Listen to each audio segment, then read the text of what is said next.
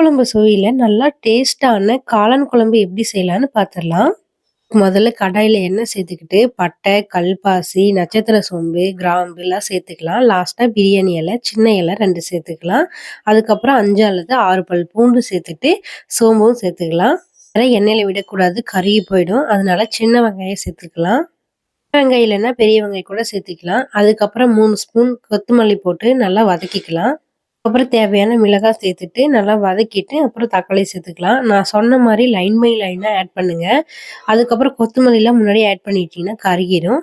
அப்புறம் தேவையான உப்பு, மஞ்சளும் சேர்த்துட்டு நல்லா வதக்கிக்கலாம். நல்லா எண்ணெய் பிரிஞ்சு வர அளவுக்கு வதக்குனதுக்கு அப்புறம், நமக்கு தேவையான அளவு பொட்டுக்கடலை சேர்த்துக்கலாம். கடலை சேர்த்துட்டு கருவேப்பிலையும் கொஞ்சம் சேர்த்துக்கலாம். கடலை வந்து 1 அல்லது 2 ஸ்பூன் தான் சேர்த்திக்கணும். அதுக்கப்புறம் கசகசா வாங்கியிருக்கேன். அது கொஞ்சம் சேர்த்துக்கலாம். ரசம் ஆப்ஷனல் தான். வேணுனா சேர்த்துக்கங்க. ஆனா டேஸ்ட்டா இருக்கும். அதுக்கப்புறம் நமக்கு தேவையான அளவு தேங்காய் எடுத்துக்கலாம். அதையும் நல்லா சேர்த்து மிக்ஸ் பண்ணிட்டு, நம்ம வந்து அரைச்சு எடுத்துக்கலாம். இந்த காளான் வித்துட்டு வரும்போது, சுட்டி காளான், சுட்டி காளான் வித்துட்டு வந்தாங்க. சரி நானும் வாங்கிட்டு சுட்டி காளான் எப்படி செய்றதுன்னு ஆன்லைன்ல போட்டா வரவே இல்ல. இதுக்கு பேரு வந்து சிப்பி காளான்னு சொல்றாங்க. பார்க்கறதுக்கே சிப்பி மாதிரியே இருக்குது. அதனால தான் சிப்பி காளான்னு பேரு போல. அப்புறம் நல்லா எண்ணெய் ஊத்திட்டு, சிப்பி காளான் ஆட் பண்ணிட்டேன். பார்க்கும்போது நெறைய இருந்துச்சுங்க. அப்புறம் வதங்க வதங்க அப்படியே சுருங்கிருச்சுங்க. அப்புறம் வதக்குனதுக்கப்புறம் கறி மசாலா தேவையான அளவுக்கு போட்டுட்டேன். அதனால தான் இந்த அளவுக்கு ப்ரவுன் கலர்ல இருக்கு. உங்களுக்கு நான் காமிக்கல.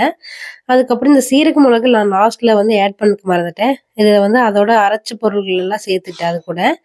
லாஸ்ட்டா வந்து வதக்குனதுக்கப்புறம் அரைச்ச மசாலாவ சேர்த்திட்டேன். நீங்க கண்டிப்பா சீரக மிளகு சேர்த்திக்கோங்க. நான் மறந்துட்டேன்.